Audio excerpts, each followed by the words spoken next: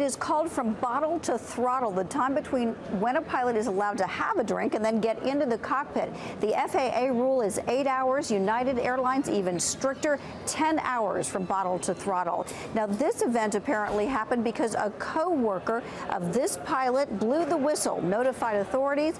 That started the whole chain of events. United Flight 949, with 124 passengers and a crew of 11, was ready to push back from the gate at London's Heathrow Airport and head to Chicago when authorities came on board and removed the pilot from the cockpit.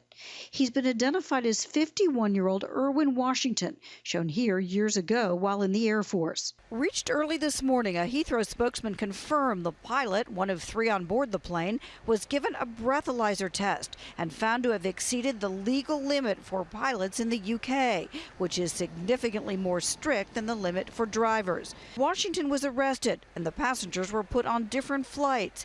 United says Washington is grounded for now and stressed the company has no tolerance for violations of an alcohol policy that it called among the strictest in the industry. Veteran pilots say incidents like this are rare, but they do happen. In May, an American Airlines pilot was also arrested at Heathrow after failing a breath test. In 2002, the pilots on an America West flight seen drinking in a bar were pulled off their plane after TSA screeners smelled alcohol on their breath. I was pretty much a train wreck looking for a place to happen. Pilot Joe Balzer once flew drunk, ferrying 91 passengers after a night of drinking. Balzer went to prison and now has managed to return to the cockpit. As for the United pilot, he is out on bail and will appear in a British court on November 20th.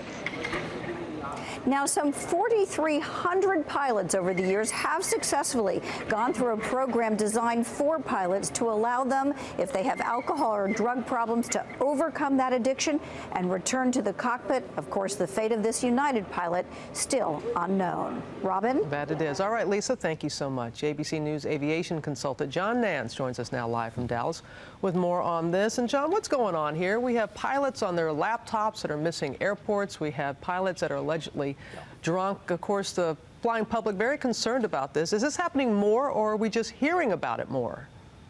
I think, Robin, the two things are happening here, and I think this is fairly obvious from the fact that in the last 20 years we have had zero tolerance, and the fact is the propensity of people to turn other crew members in if they're going to violate this policy has gone way up because there simply is no room for anything other than zero tolerance. There is no place for alcohol in the bloodstream of a pilot, period. But as far as, for instance, the Minneapolis thing, that is such an incredible rarity. We have to look at the fact that we have 3,500 approximately commercial flights just over the U.S. every day. And a very, very small percentage end up with any problem at all. As a matter of fact, just an infinitesimally small percentage. That doesn't justify anything. Sure. But it does say that I don't think we have a big problem.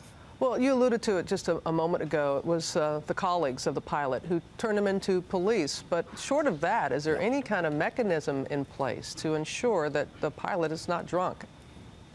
Well, we don't have breathalyzers in the cockpit. By the same token, every crew member, every pilot, every flight attendant, every gate agent simply has to uphold that standard, and most of the airlines will basically put the responsibility on those people. If you know that someone wobbled in with alcohol in their breath and you did nothing about it, your fate's going to be the same as theirs. We have these programs, though, that were so good and have been so good that you can turn yourself in and get rehabilitated. But if you get caught before you voluntarily do that, that's a whole different matter. There's just no room for this, Robin, ever. But you talked about the breathalyzer test. The technology does exist. Critics say that you could have that in the cockpit, but there's resistance to that. Why?